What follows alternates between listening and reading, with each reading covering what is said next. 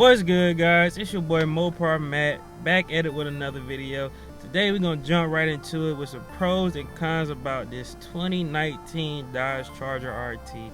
Let's get it. Alright guys, so my first pro is gonna be the aggressive styling of this car. From the hood scoop, very aggressive, to the front fascia, the side skirts, even back to the vents in the back with the spoiler. This car looks great overall. It's definitely gonna stand the test of time. It's definitely gonna be an iconic design going into the future, and this car won't look dated for a long time. Still looks very good, even though we've had the same body style since 2015. Dodge did us a favor, all us RT owners a favor, when they put the SRT body kit on this car. I couldn't be more happy with the way this car looks. So my next pro is gonna be the space in this car. This car is very spacious, plenty of room for full-size adults like myself. I've personally taken a long road trip in this car and had no problems as long as you took breaks in between driving or whatever. And like I said, I drove this car 9 hours and was perfectly fine. Seats are very comfortable, big seats, nice bolstering, hold you in there. Make sure you're not going anywhere. Back seats, got plenty of room. I keep my seat kind of far back when I drive, but if you look over there, there's plenty of room. Please ignore all the junk and all the car parts. Videos coming soon on all this stuff. So the next pro for me is going to be the engine, guys, and how powerful this car is. This car comes with 375 horsepower, 400 torques. It's plenty enough power to get you down the road, get you past the people on the highway, and it's enough to get you in trouble too. Ask me how I know. You don't want to know. But yeah, it's plenty of power for intermediate people, amateurs. It really doesn't matter. You can still have fun in this car, whether you're driving it every day or on the weekends. Now getting to some of the cons of this car, and my first one is going to be the lack of performance support from Dodge. Dodge has pushed the RT to the side and left us in the corner to die, basically, because 392s, they have factory performance support on direct connection. Correct me if I'm wrong. I believe they do. If they don't, it's coming. Please excuse the planes. I live near the airport. But Hellcats, of course, they have direct connection support. And yeah, you could order some parts and put them on your RT, but it would have been nice to see a RT specific category on direct connection, man. I mean, what did we do to y'all? We didn't do nothing to y'all. We didn't do nothing to y'all, man. What's going on? But yeah, Dodge, you could have stepped your game up. There hasn't been a performance package for this car since like the early, 2015, 2014, where you could get a stage 3 scat pack,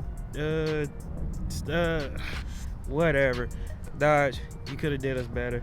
Now we're going outside. But good thing is there is aftermarket support for this car, and there's a lot of sites you can go on and get things for your car to make them drive better, perform better, sound better, and all that. If you want to see any information on any of that stuff, check out the videos on my channel. I'm gonna try and stick one up somewhere on the screen. Yeah, check that out. So my next con is going to be the wheel and tire setup these cars come with. As you can see, my car is lower. I have it on lowering springs, and I have a different wheel, aftermarket wheel setup. But from the factory, these cars come with like 245, and that's just kind of disrespectful. This car makes way too much power and way too much torque to be riding around on 245 tires, Dodge. Again, disrespectful. You got one more time. At the very least, we could have got the the Scat Pack suspension. And yeah, it comes in the RT Plus group package, but that should have been offered standard, guys. Like I said, this car from the factory sits like a freaking Jeep Wrangler. And no disrespect, because I ran on my stock suspension for a long time, so no disrespect to anybody who's still running their stock suspension. But if you can, and if that's your thing, go get you some lowering springs or make your car look 7, 10 times, 8 times whatever, better. All right, so we back in the car because my last con is gonna be this interior. Dodge. Why y'all been doing this like this for so long? And this goes for all the trim levels, because at least in the Charger, I don't know about the Challenger, but I would assume over there too, we have had the same interior since like 2014. You can see this interior in the older body style Chargers. Dodge, what's up, man? Like, what are we doing here? Help us out. You guys could at least, at the very least, gave us the new screen from the Durango or the Ram, and you could have updated the layout right here. Like, this is the same layout that's in the Challenger for the most part, and in the Chrysler 300, and some other Mopar vehicles. Dodge, like, even down to the backup camera. Why didn't you update the resolution on the backup camera and the screens? Like, this right here, this is kind of unacceptable in today's world, especially selling this car, which was 2-3 years ago a $35,000 car. This car goes for $45,000 nowadays, and it still has analog gauges. Like, this whole cluster should have been digital. But I mean, I guess I'm just nitpicking, but for that price, I would expect a little bit more. And as long as this car has been in production, it has had the same interior. And don't get me wrong, like I said, the seats are great. Everything about this car is decent. It's decent. But Dodge, you could have did better, especially if you're selling Hellcats and all those other vehicles for like $90,000 plus, and they have the same interior as your base model cars. You gotta do better going forward, Dodge, even though you're going for this electric bull crap. But I appreciate you guys for coming through and checking out the content, checking out the build. Please stay tuned, got plenty of things in the works, as I showed y'all car parts earlier. And I got plenty of things to do to the car, and I got plenty of content to make and videos to make, and I'm sure you will enjoy it. So hit that subscribe button if you've been here this long, or you want to see the build continue.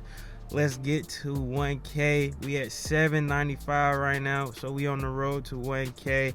I appreciate everybody who's been supporting, who's been showing love, coming through, doing your thing. If you think I missed anything in this video, drop it down in the comments below. Also, drop your pros and your cons about your car down below. Let me know what you think. Oh, and for everybody that's looking forward to the Diablo PCM install that I mentioned in my video the other week, the PCM just came in last night. I will be installing it this coming weekend, and I'll be doing a review and how to install and all that. I just gotta learn how to install it myself, and yeah, stay tuned for that. That's coming.